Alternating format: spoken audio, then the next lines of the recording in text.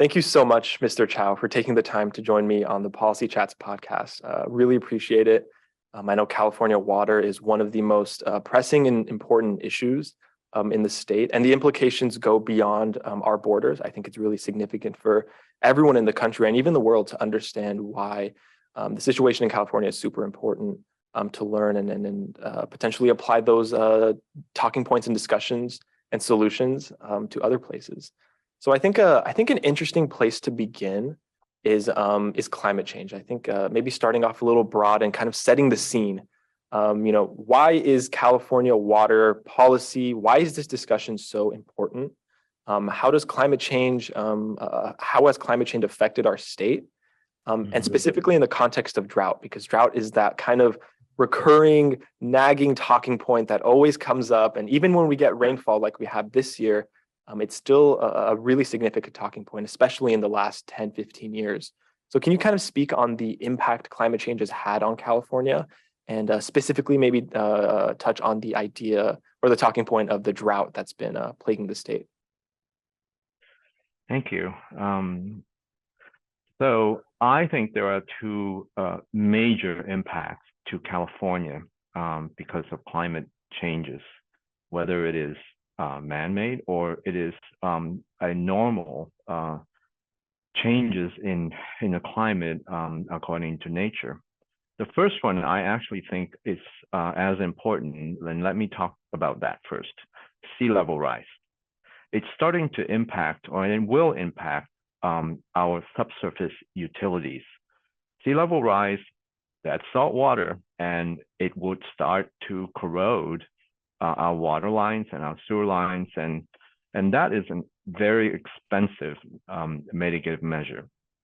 So many of the coastal communities, not just in California, Hawaii and in the East Coast, they are starting to look at how sea level rise and seawater intrusion into our utility corridors is going to impact capital projects and also operation maintenance of existing infrastructures, water infrastructures, because you still have to provide reliable services, water, sewer, to millions of people. So sea level rise is a major impact to communities in the coastal areas. Yes, secondly, it is as important that we have a prolonged drought. And that has a lot to do with water scarcity. For California, it's mainly a scarcity on the agriculture end of things. If you have water scarcity in the ground, then you're going to have water quality degradation. And that's a major problem also, because less water into the ground, you would concentrate a lot of the contaminants and a lot of the toxic contaminants in some areas. And that's a major issue that we have to really, really pay attention to. Secondly, the drought is starting to create or indirectly create land subsidence. We are drilling deeper and deeper wells because the shallow wells are drying up. And because the shallow groundwater is like the checking account. If you don't replenish your checking account, have job, then you're going to need to dip into your savings account. And a lot of the municipal wells, as well as agricultural wells, are going deeper because the shallow groundwater are either less in quality because there's less of it, or there's just no water in their shallow wells.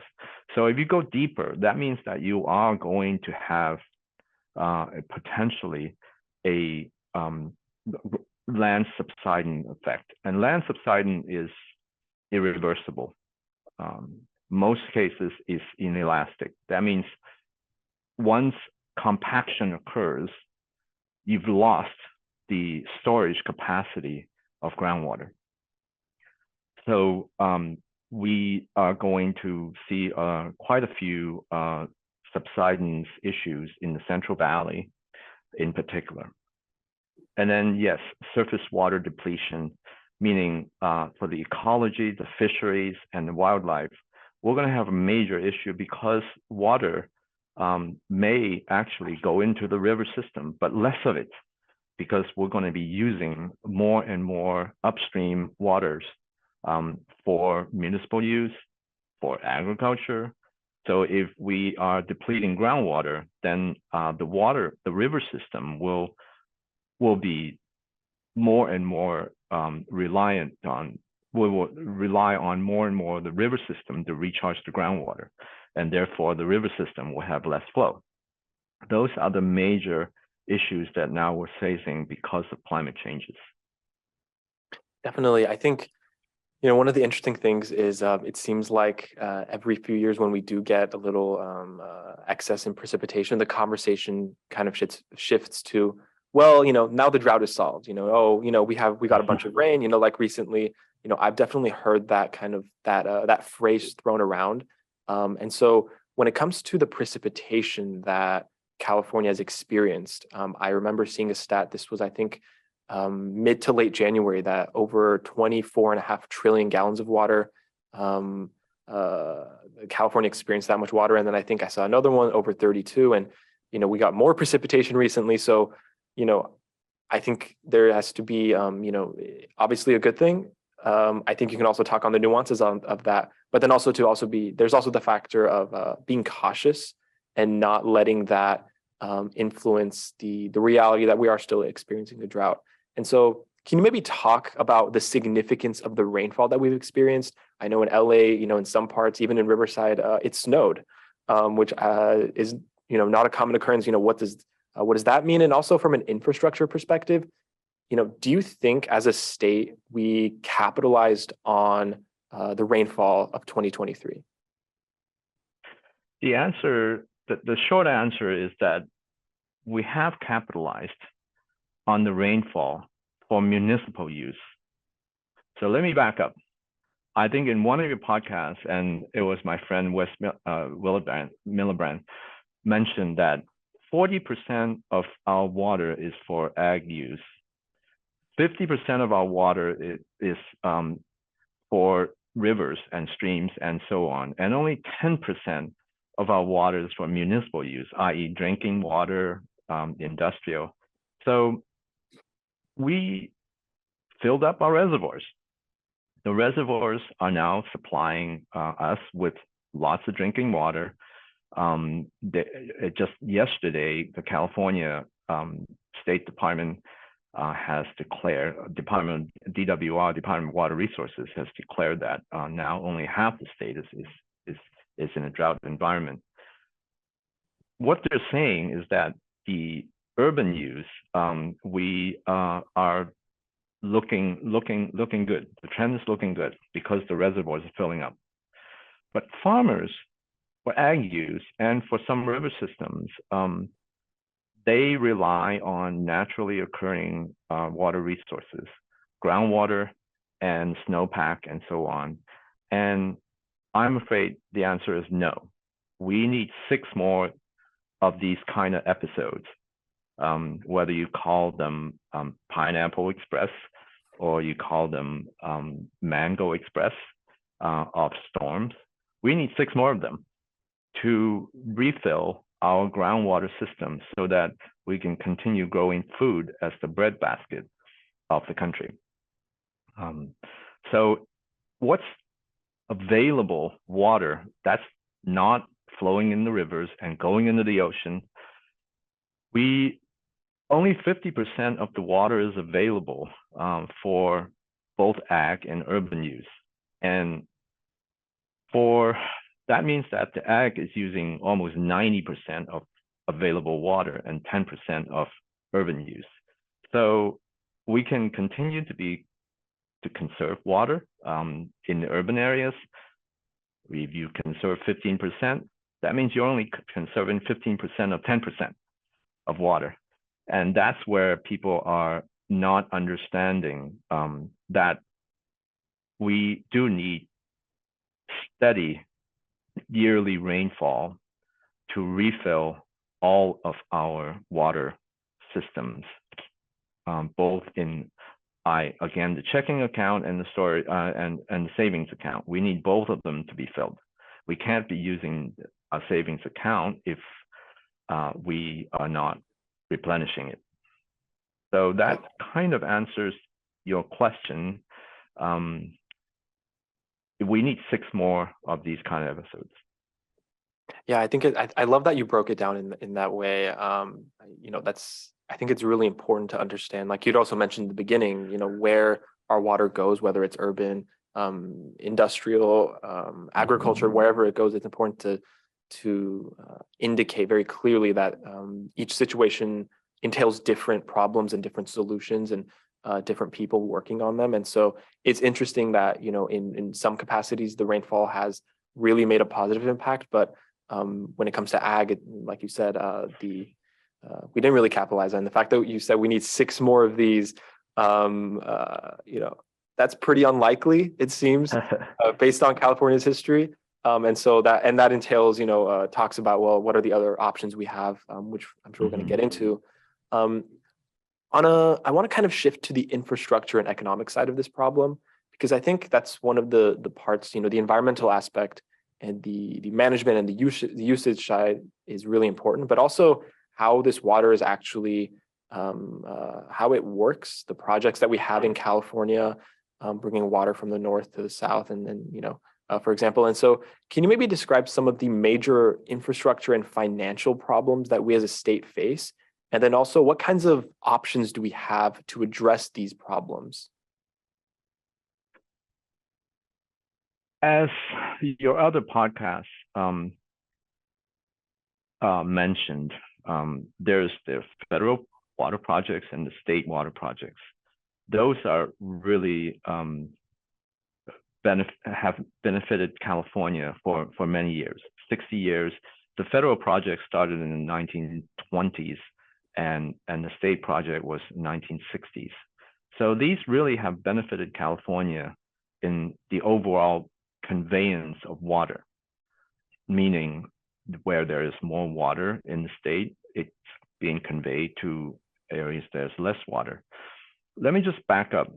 The state of California is much like other countries that are very long in latitude. It spans many latitudes. So we're a very long state.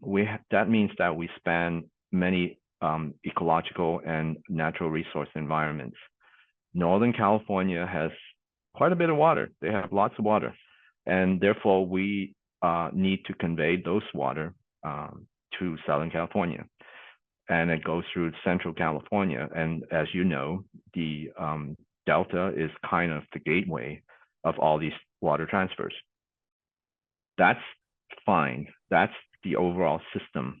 But what's more important now is that large water purveyors, such as Metropolitan Water Districts, such as SFPUC, East Bay Municipal Water Districts, and Silicon Valley's Valley Water District, they are now facing issues of failing infrastructures, old infrastructures. And that's where we lack the investment historically in water, sewer, and storm water, to focus on how are we going to mitigate this long, prolonged drought. If infrastructure are aging, they could fail, and therefore they're not reliable. To rehabilitate and replace these infrastructures is a huge investment. And we have not really focused on that. We always lack the investment of fixing our infrastructures. And now we are paying the price. Hetch Hetchy water coming from the snowpack to supply 2.8 million people in the Bay Area. It's all gravity flow, but it's the most expensive water in California. I dare to say that, because the Hetch Hetchy system is 100 years old and things needs to be replaced and repaired. So again, the investment was not there historically, and now we're paying the price for it.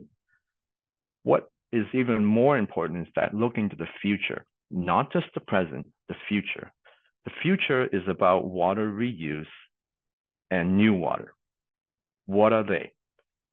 Water reuse is about recycling water of dirty water, processed industrial water, wastewater, and stormwater. And then new water, where we're going to get new water. We're not going to get any more rain. We need new water. And these recycled water or even desalination of seawater can be considered new water. The other method of getting new water is raising our dams of our reservoirs to store even more water. Well, those are not really new water, but we can store more water. So amongst the stormwater, recycled water, only desalination is drought proof. When there is a drought, we're going to have less stormwater, of course, but we're also going to have less wastewater because we conserve. So recycling wastewater and stormwater is not really drought proof. Only desalination is drought proof. But desalination is so energy intensive that is not very cost effective for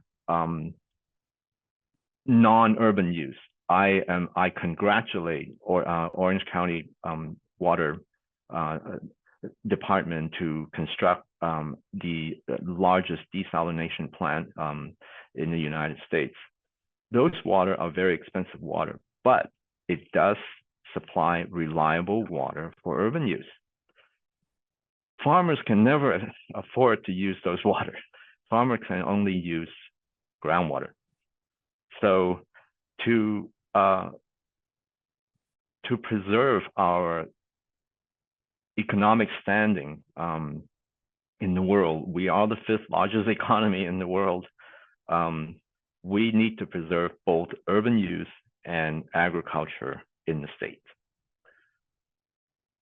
Yeah, I think. Go ahead. I was just going to say, I love that you brought up. It was really interesting, and I think the infrastructure is, like you mentioned, is getting old, and that investment is not there. And one kind of question that I love asking when I talk about water with experts is and you already brought it up, is desal. I always found it to be one of the more interesting kind of options that we have. Like you mentioned, it's not the most cost effective, but just as a really quick side piece, do you, in the future, maybe 10, 20, 30 years from now, do you foresee desal being more popular? Maybe it'll be more cost effective with new technology. Do you think that's something that, down the road will grow in popularity, not just in California, but maybe elsewhere in the country and also world? Oh, yes, absolutely. The answer is a firm yes. Desalination will be more cost effective because we're going to have new technology, new membrane technologies, and new RO technologies. And we need to get rid of the brine. We need to manage the RO concentrate. So those are just engineering details, I think. But the energy issue could be a long road ahead. Now, I think the advanced small nuclear power devices that being developed in MIT and so on could be a game changer. I think nuclear power is absolutely necessary for the future of producing water, food, and supplying electric cars. We cannot be using fossil fuel, and also renewable energy is not industrial scale. It doesn't produce enough energy. So I think desalination is absolutely in our future because it's drought proof. We have plenty of it in the ocean, water source, but we just need to advance the technology, which it is already advancing. It is using less and less energy, but I think we need to have a very reliable and clean energy source to produce the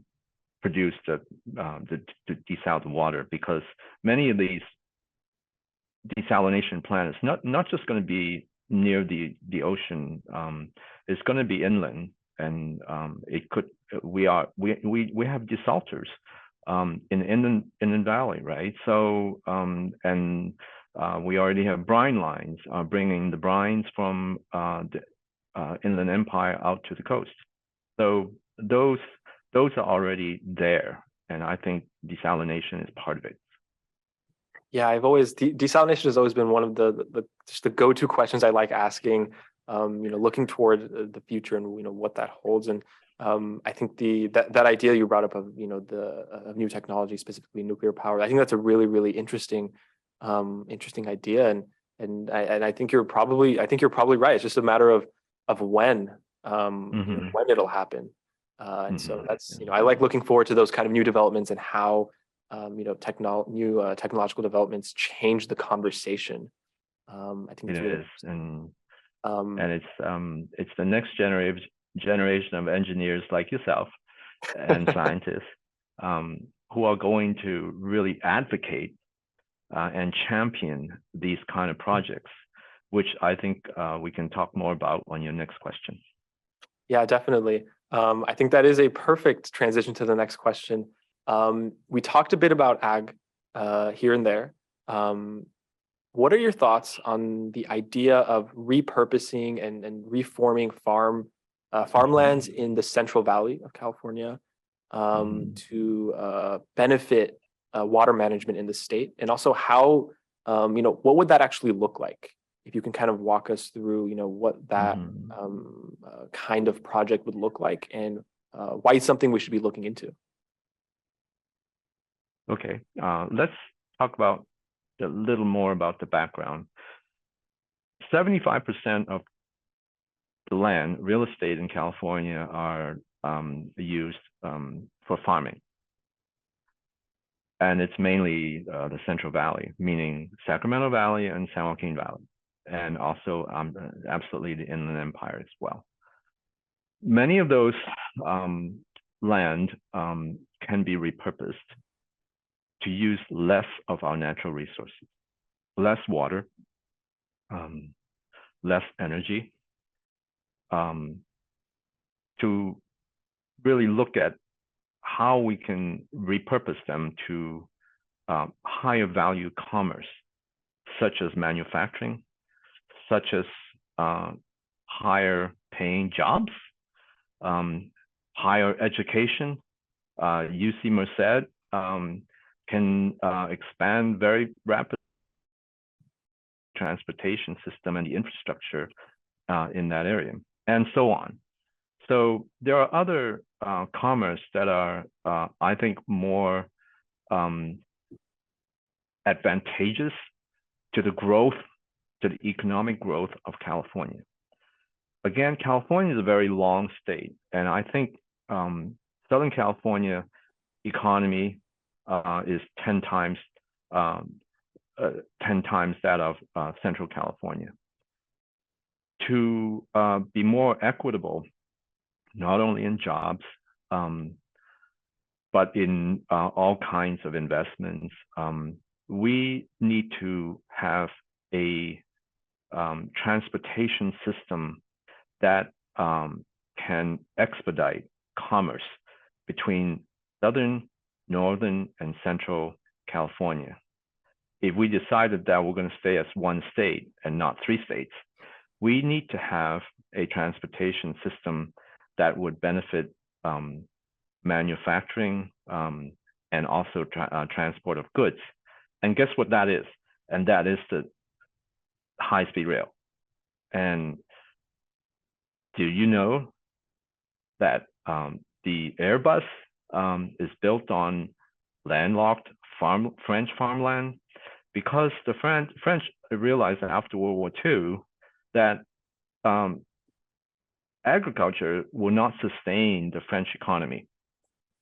So they built the TGV, the high-speed rail, and now manufacturing, and you build it, they will come. And that's mainly my message, is that if you build a transportation system, housing will come, and a lot of the farmlands can be leased to build the right of ways of the high-speed rail. They don't have to be eminent domain transfer or sold to the government. Farmers can keep their land. They can lease it 99 years to the state, and the state can build the high-speed rail with less cost. So these are the things that are way outside the box, and not many people would, not everyone would agree with these things. But we need to agree that the natural environment is changing, not only just climate. We have to be one state to manage all these things. I think that's a really, really powerful message, regardless of what position one might take. I think that's a really, really fascinating idea that I was not familiar with, and I think considering the situation and the fact that we are we are in the 2020s, I think thinking outside of the box and considering options that we may have not considered 15, 20 years ago, I think is really important. Even if not every party might agree, I think that's I don't think a single perfect solution exists to the problem. And I think it's really, like you said, it's really important to consider some out of the box ideas that might sound a little out there at first, but that's how you come to these solutions. That's how you solve problems that are so significant that affect millions of people. And I think, yeah. And it's not just climate. One of your question was what is an issue in this discussion most people are unaware of? It's not just climate impact. We are now in a global economy. Not all the crops need to be planted, it needs to be harvested in California. There are lots of places in this world can grow food. We need to really have a futurist strategy on how to grow the California economy. And that, I think, requires us repurposing some of our existing commerce, which is agriculture, uses a lot of water, and many of the crops, such as alfalfa, are not consumed here. They're exported to China, to Saudi Arabia for feed.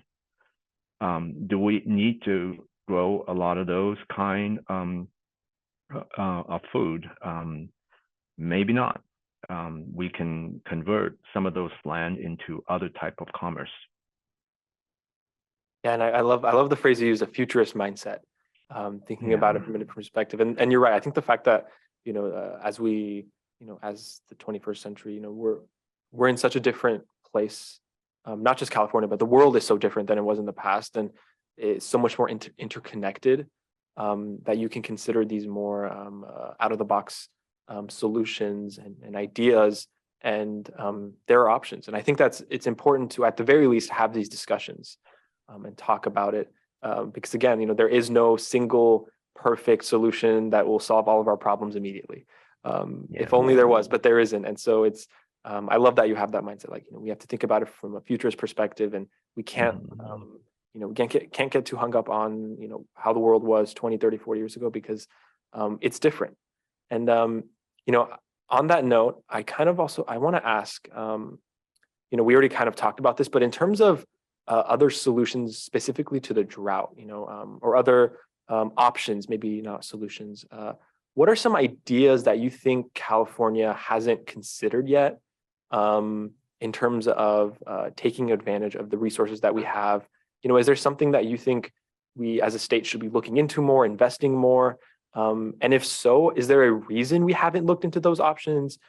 Is it too costly? Is it not cost effective? Are there other problems that exist in that space?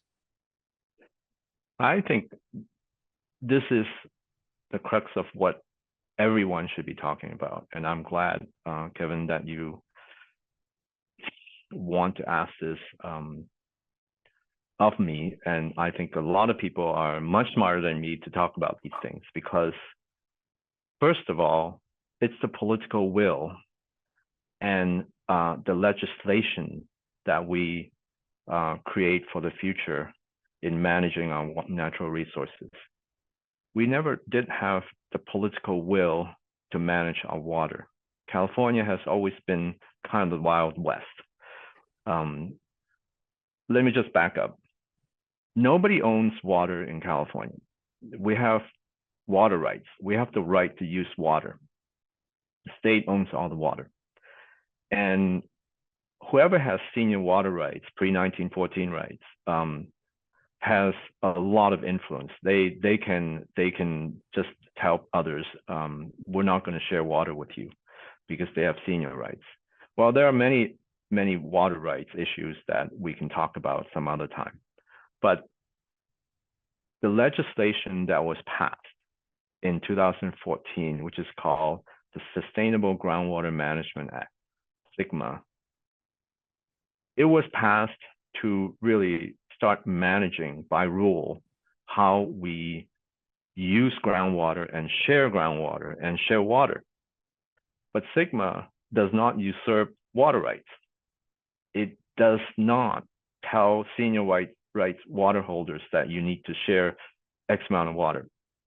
So these people can actually go to their lawyers and tell the states, or ignore the state. But SGMA could change. I think that is a really good legislation, and the next generation of scientists and engineers will really rely on that to achieve sustainability. SGMA requires by 2040, all groundwater basin needs to be sustainable or in balance, meaning the checking account and the savings account needs to be filled, and it cannot, all these 550 groundwater basins in California needs to be in balance, meaning they need to have the equal amount of supply to meet the demand. And unfortunately, right now, again, answering your question, right now, many of the groundwater basins are not in balance. They are really good in predicting the supply, predicting the demand side, population growth, commercial, industrial. But because of climate change, it's really a very difficult question to predict the supply of water, because there's going to be more drought, of course, but climate changes and so on. So I think that's the major issue that we need to really think about. There are options to address the drought, of course, and I mentioned that it's stormwater capture, recycle water of wastewater and industrial water, desalination. But those are existing technology. What I think, one of your podcasts mentioned, sharing of water, transfer of water is very important. But transfer of water can be actually physical transfer of water through pipes, through long distances. It also can be paper transfer, meaning one district can just have on paper banking water for another district. In case of a drought, then those water will be pulled out of the bank by the other districts to be used. These are paper transfers. So I think that is absolutely important, that SGMA would regulate water districts and basins to share water if needed. Right now is not quite like that. And I think the legislation needs to change a bit for what we always call the beneficial use of water. Yeah, it's So I think, go ahead, sorry. no, I was just going to say it's a complicated issue, and like you mentioned, there are so many factors to consider, and especially when you incorporate the talking point of like new technology, new options, like the transfer water. You mentioned the paper option. That was something that I wasn't aware of, but it Mhm. intuitively makes a lot of sense.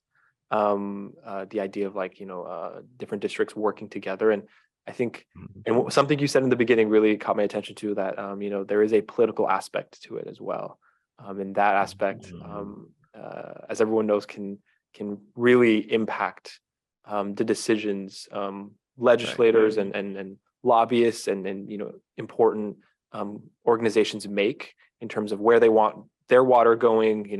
Maybe they have an interest in another organization's water. So that you know ultimately that does affect the speed at which new policy is passed and new ideas are discussed. But it is also important to recognize that there is a political aspect to the issue. Mr. Chau, to close us out, I thought I'd ask a. Actually, I want to add one more thing. Mhm. So there's the political side of things, but there's also the financial side of things. I think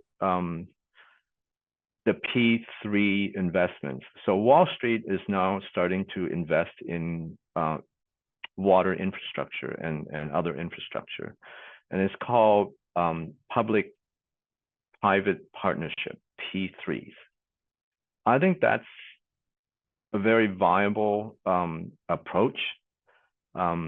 We just want to be very careful when Wall Street wants to invest. Then all of a sudden, our water and other natural resources becomes commodities. Water should not be a commodity where prices can be raised because of demands and things like that.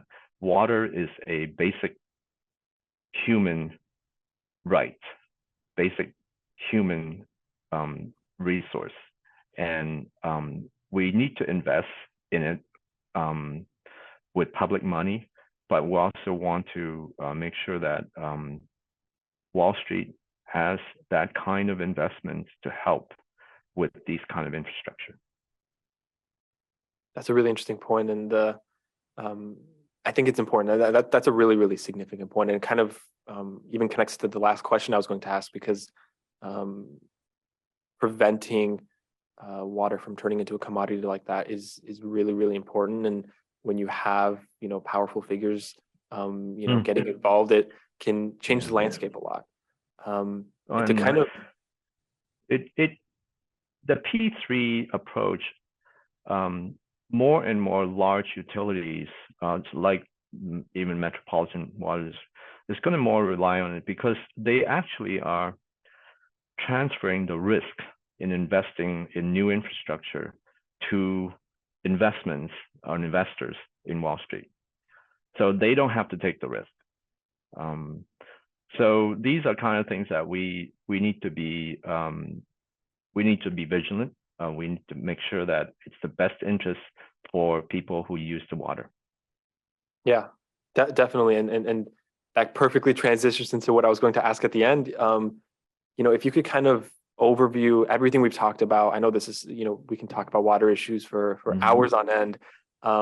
If there was like a message you can kind of give to the audience, especially like prospective, students and maybe younger Gen Z folks who are interested in the space, what's kind of the main message you would give? I know we've talked about a few different ones. If you could give one, what would be your favorite? Well, I think I gave a guest lecture at UCR 2 years ago, and the message I gave to undergrads and graduates is that graduate and be a champion of your own community. Be a champion of safe drinking water. Be a champion to represent underrepresented communities, represent economically depressed communities, so that there is equality everybody should have safe drinking water. Nobody should go to Costco and buy water to drink. And I think that's a message that I like next generation of engineers and scientists to focus on. But how do you become a champion of water? Well, aside from being an engineer and scientist and reinventing the next generation of nuclear power, some of you guys need to be legislators. You need to be the political mind, to have the political will to make sure that projects are planned for future and completed. Only 1 out of 15 water projects in California ever gets built. We need to have a better average than that. So I think for my last message is work in academia, meaning if you get a PhD, you're obviously going to do a lot of research and things. But people like me who have been around as hydrogeologists, I would be in consulting. But I think there are going to be water lawyers and also going to be legislators. So there are many fields to go into, and there's a long road ahead. And for a lot of people who wants to help solve our water issues in California. And yes, it's not engineering and science in the forefront. It's really our political will that's going to help us solve our problems. I think that's a fantastic way to end the episode. It's an issue that requires unity, and it requires a plethora of fields and backgrounds to solve. And I think I like ending episodes on an optimistic mindset. And like you said, it's a long road ahead. But I think as long as we focus and we continue the discussion, I think that's really important. Is continuing discussion, not letting it fall to the wayside. There's always a possibility that we can get to a place where lawmakers, lawyers, the political will is there, the science, the engineering, all aspects come together, and maybe we can, address the challenges and ensure that water stays a basic human right and that everyone has access to it. I think that's the best way to end it. To end it with a graph, I gave a presentation, and I think I sent you that presentation. There is a graph in there that shows that how much rainfall has been below the normal or the zero line in many years. And that graph shows that since 1922, we have seen a negative accumulation of rainwater all the way until 1972, actually 92. So for 70 years, we know that climate is changing, and we didn't do enough to look to the future because of that. And we need to do better than that. We knew about this since 1922. We knew about it 100 years ago, but it's been a century. But I think hopefully we can change that and yes. Turn it around and start considering all the different solutions we talked about. And like you said, or I think we talked about earlier, we can talk about this issue for hours on end because there's so much to talk about. That being said, Mr. Chau, thank you so much for taking the time to join me on the podcast. I really, really appreciate it, and I'm really excited to share this episode. No, thanks, Kevin. Pleasure's all mine.